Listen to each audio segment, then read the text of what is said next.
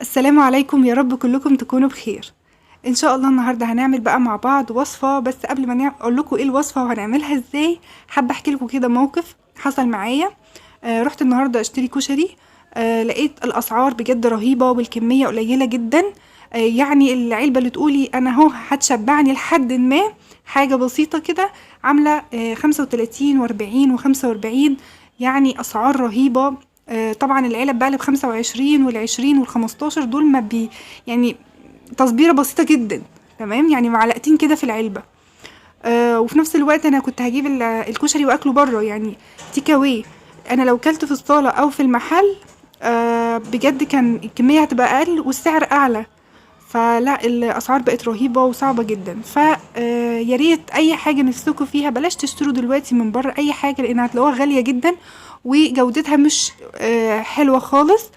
فتجيبوا وتعملوا في البيت، هتعملوا كميه وفيره تاكل البيت كله. وفي نفس الوقت السعر اكيد مش هيبقى زي بره خالص. فقلت بقى خلاص، وانا مروحه جبت مكونات الكشري وقلت هعمله معاكم. فيلا بينا بقى نشوف هنعمل الكشري ازاي.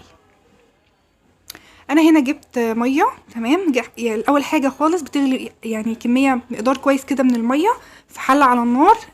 توصل لدرجه الغليان. تمام، بعدين ناخد منها كوبايه وبنحطها في بوله، ونبتدي نحط مقدار العدس. طبعا العدس بنغسله كويس قوي، وبعدين بحطه بقى في الميه دي وبنقعه وبغطيه. دي كده اول حاجه ببتدي فيها. تمام، وبعدين دلوقتي تاني حاجه بجيب بقى البصل وبقطعه كده جوليان رفيعة، وبعدين ببتدي احط عليه دقيق واقلب الدقيق مع البصل كويس قوي. وبعدين بجيب بقى الحلة اللي انا هعمل فيها الكشري. وصفتنا النهاردة كشري الحلة الواحدة. تمام، يعني مش حلل كتير ولا سلق ولا وجع قلب، هي حلة واحدة هنعمل فيها كل المقادير. هجيب بقى الحلة واحطها على النار وابتدي احط بقى فيها مقدار كويس كده من الزيت، علشان الزيت اللي انا هحمر فيه البصل. تمام، هاخد منه شويه بعد ما احمر البصل، عشان الزيت كده بيبقى ريحه البصل كده حلوه قوي فيه. فابتدي ان انا اعمل الصلصه بشويه الزيت دول بيدوا طعم حلو قوي. بعد ما الزيت بقى يسخن كويس قوي هبتدي انزل دلوقتي بالبصل اللي احنا حاطين عليه كده شويه من الدقيق وقلبناه. بنحطه ونقلبه تقليبه ونسيبه شويه. اول ما يبتدي كده ياخد لون ذهبي بنبتدي نقلبه كمان، ونفضل بقى نستمر في التقليب لحد لما ياخد اللون الذهبي اللي انتوا شايفينه ده.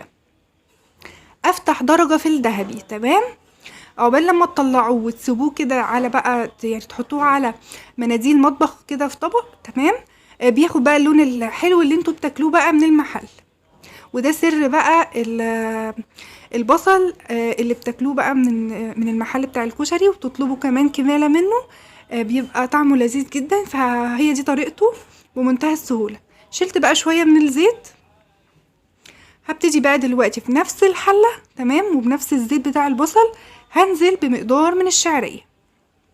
ما اقدرش طبعا اقول لكم المقادير قد ايه، طبعا الكشري ده على حسب بقى احتياجك وعلى حسب الكمية اللي انت عايزة تعمليها.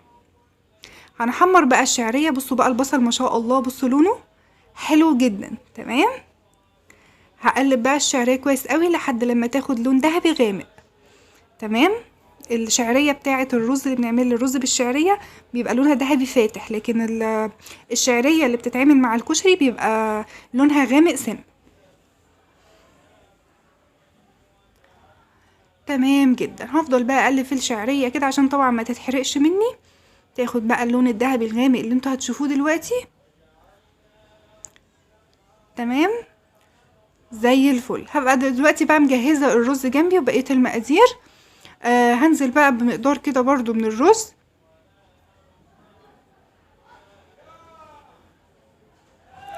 تمام جدا، بعد ما نزلنا بالرز هنديله بقى تقليبة كده وتشويحة كده مع الشعرية. هبتدي انزل بقى بتالت حاجة وهي المكرونة. طبعا اي نوع مكرونة انتي بتحبيه وبتفضليه. تمام، في اللي هي المقصوصة اللي انا نزلتها دي، في المكرونة اللي هي التحمير الصغيرة، في يعني مكرونات كتير طبعا انواع كتير اللي انت تحبيه، بس هو الشائع المقصوصة والسباكيتي والتحمير. ونزلت بشوية كده من السباكيتي، قطعتها نصين كده ونزلت بشوية منها. ودلوقتي عندنا العدس بقى اللي احنا نقعناه في اول الفيديو خالص. لو مسكتيه كده هتلاقيه استوى معاكي نص تسويه، يعني القشره بتتشال معاكي. يبقى كده تمام. هنصفيه بقى كويس وننزل بيه بقى على بقيه خلطه الكشري. وقلبت بقى شويه كده. هنبتدي بقى دلوقتي نحط ايه، نحط كمون، وهحط كمان الملح، وهبتدي بقى انزل بالميه السخنه. طبعا لازم زي ما قلت لكم الميه السخنه تكون بتغلي كده وسخنه جدا، تمام، عشان خلطه الكشري ما تعجنش معاكي. لكن لو حطيتي ميه من الحنفيه او ميه بارده هتعجن معاكي ومش هيبقى حلو خالص. فعلشان الكشري معاكي يبقى مفلفل كده تخلي الميه تكون بتغلي. هنخلي بقى الكشري يغلي معانا كده، وبعدين نغطيه ونوطي عليه خالص ونسيبه يستوي. تعالوا بقى دلوقتي نجهز الصلصه قبل ما الكشري بقى يستوي. هنجيب بقى دلوقتي حله او كزرولة او اي حاجه بقى هتعملوا فيها الصلصه. طبعا انا بعمل نوع صلصه كده حلو قوي مميز، طعمه لذيذ وفي نفس الوقت يعني بيغنيني عن الدقه. فانتوا لو حابين تعملوا دقه في الخطوه دي بقى في نفس الحله بتعملوا تحطوا شويه من الزيت اللي هو زيت البصل او زيت عادي، تمام، وتبشروا بقى كده توم، تمام، توم مفروم، وتبتدي تقلبي كده التوميه لحد ما ريحتها تطلع، ما بتغيرش لونها خالص. تحطي بقى معلقه من الكزبره ومعلقه من الكمون، وتبتدي تحطي يعني الخل على حسب برضو المقدار، عليه نفس المقدار كده ميه، وبتقلبي بقى كويس قوي. واول ما تبتدي في الغليان بتبتدي تملحيها، تحطي شويه ملح برضو فيها، وبعدين بتشيليها بقى من على النار وتحطيها بقى في بوله. دي الدقه السريعه. فانا مش هعمل دقه، انا هعمل الصلصه على طول. وطعمها برضو فيها دقه كده وطعمها لذيذ خالص. جبت بقى شويه زيت وحطيت بقى عليهم توم مفروم وقلبتهم لحد ما ريحتهم طلعت، وحطيت بقى معلقه من الكمون، معلقه من الكزبره، وبعدين قلبت بقى كويس قوي الكلام ده، ونزلت على طول بالطماطم المعصوره، طماطم فريش، تمام، مش صلصه. وبنقلب بقى كويس قوي ونظبط ملحها ونسيبها بقى تغلي كده على النار. واول لما توصل بقى معاكي للغليان، تمام، يعني بعد ما بنملحها وبنقلب بقى كويس قوي تبتدي تغلي معاكي، نسيبها تغلي كده لمدة 5 دقايق. وبعدين ننزل بقى دلوقتي بايه، هننزل بربع كوباية من الخل على ربع كوباية من المية، تمام. اهو وصلت خلاص معايا الغليان كده زي ما انتوا شايفين وعماله تبقبق. هنبتدي بقى دلوقتي ننزل بربع كوبايه من الخل على ربع كوبايه من الميه العاديه خالص، وهنقلب ونسيبها تغلي لمده دقيقتين كمان ونطفي على طول. وكده تكون الصلصه جهزت معاكي وبقت زي الفل. وخلاص كمان الكشري استوى معايا، كشري الحله الواحده القمر ده بجد حلو قوي، ريحته في منتهى الجمال، شكله احلى وانضف بكتير جدا من اللي بنشتريه من بره اللي هو الغالي. لا احنا هنعمله في البيت بعد كده وبمنتهى السهوله. بصي مفلفل ازاي وريحته خطيره بجد. هنغرف بقى مع بعض دلوقتي طبق كشري ونشوف كده شكله عامل ازاي. بجد يا جماعه يعني ولا بقى استغلال المحلات والمطاعم والحاجات دي، لان كل ده بقى غالي دلوقتي قوي.